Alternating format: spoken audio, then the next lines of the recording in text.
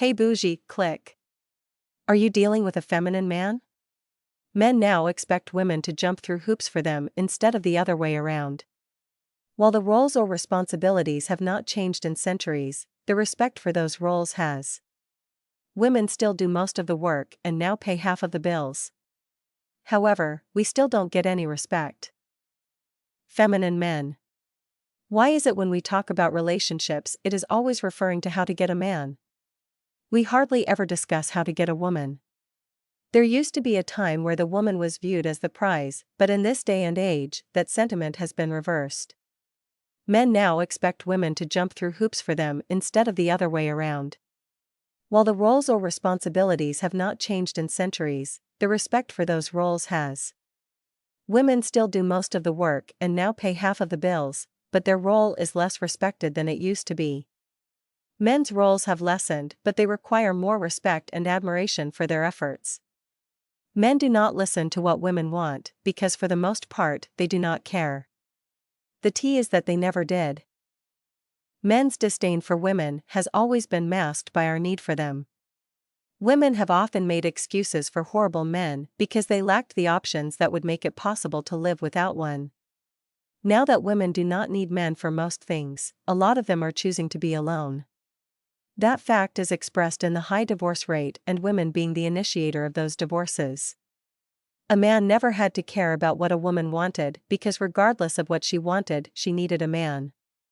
When you have lived a certain way for so long, it is hard to accept change. It is especially hard to change your mindset to fit a new and unwanted reality. In my opinion, the inability to accept this new reality where women have options is the reason for the uptick in male podcasts. Men are resulting to using scare tactics to shackle women back to them. If you cannot afford something you need, you start to negotiate. If the seller will not make the item more affordable to you, then you go without or get some more money. Women must force men to figuratively and literally get some more money. Women must be real about what they want and force men to rise to the occasion. Too many men are trying to tell women what they want when they have no clue. In reality, they are only defining what they are willing to give, and if you want anything other than what they are offering you are deemed delusional. You never take the first offer, especially if it is below market value. The way you accomplish getting what you are worth is to first know your worth. Having a woman is a luxury, and luxury does not negotiate or offer discounts. Men rarely settle. Even if men seem to settle, they are only using who they can get as a placeholder for who they actually want. If men are not settling, then why should women? Women have to stop letting men project their fears onto them. More men die alone and suffer from loneliness than women do. While men are always complaining that women do not listen, women are continuously changing to suit them. When men said they hate weave, we went natural. When men said be more feminine, we tried to lean on them more only to be let down. When men said be more fit, we started working out. However, when did men actually listen to us and change their behavior? How many times do women have to ask a man to do something before he actually does it, if he does it at all? We continue to tell men we want honesty and loyalty, but they still cheat. Some men barely take out the trash in a timely fashion so it can be picked up. Men have their own agendas, and it has nothing to do with us. To a man, a successful relationship is you doing what he says, and he is doing what he wants. They would rather we be seen and not heard. However, it is a new day, and women do not need men, especially in the capacity they are willing to operate in. Nevertheless, we still want men, but even that is weaning. Drizzle, drizzle. The drizzle movement is a component of the larger social narrative referred to as the soft guy era. This trend arose in reaction to the soft girl era, where women were resisting societal expectations of career and financial achievements to prioritize self-care and, possibly, finding a partner for financial support. In the current era known as the soft guy era, men are moving away from traditional roles of being the main breadwinners in relationships. Instead, they are promoting a lifestyle centered on self-care, reducing stress, and prioritizing personal freedom.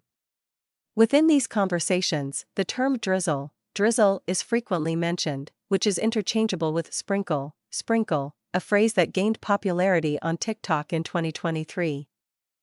This discourse challenges the conventional belief that men are obliged to bear the financial burden in relationships and families. It's a dialogue about the evolution of gender roles, societal expectations, and the aspiration for personal freedom from these pressures, similar to the feminist critique of traditional female household roles. It's about crafting our own life narrative, liberated from societal constraints. Here's a breakdown of what the soft guy era entails. Self-care and personal freedom. Men in the soft guy era prioritize their well-being and personal freedom over the societal expectation to make a lot of money and provide for a partner and potential children. Challenging gender roles. The movement questions why men should be expected to pay for dates and provide for their partners or families by default, similar to how feminists have questioned traditional female roles.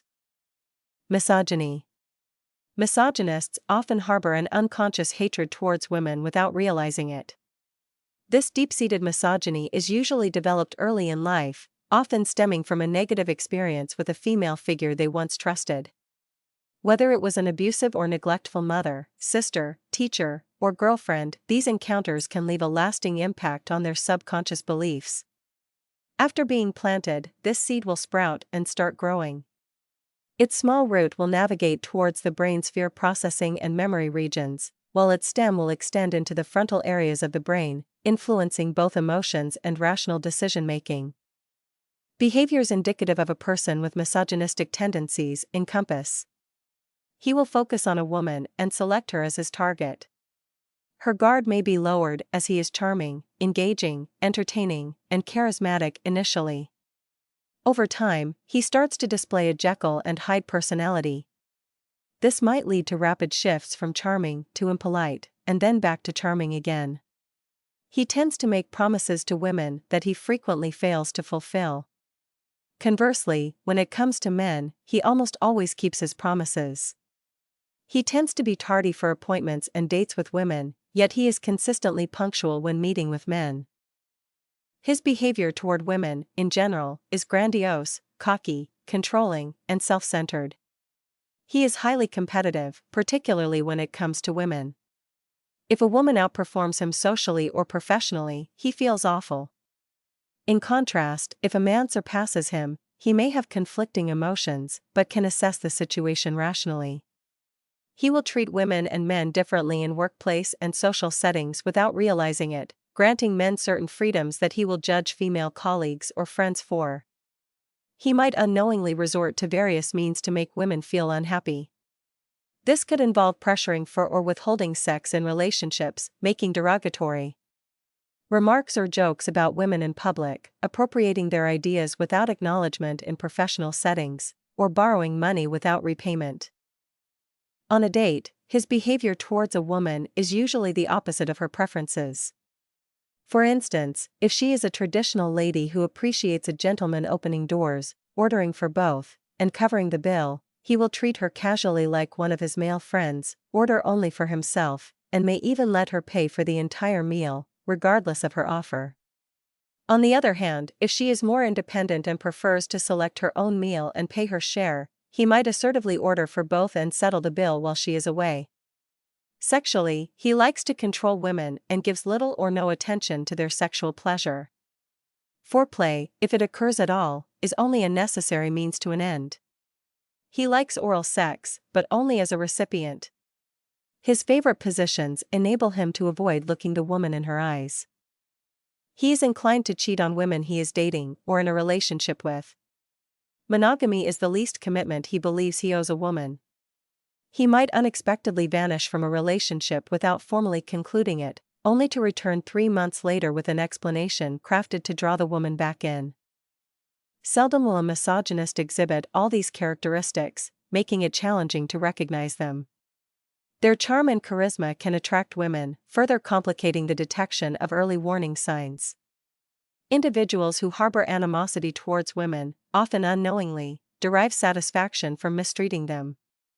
Whenever they belittle or upset a woman, they subconsciously experience a sense of gratification because, deep within their minds, their negative actions trigger a release of dopamine, a pleasure-inducing chemical. This reinforcement encourages them to perpetuate such behavior repeatedly. What do you think? Are you dealing with a misogynist? Let me know in the comment section. Stay bougie.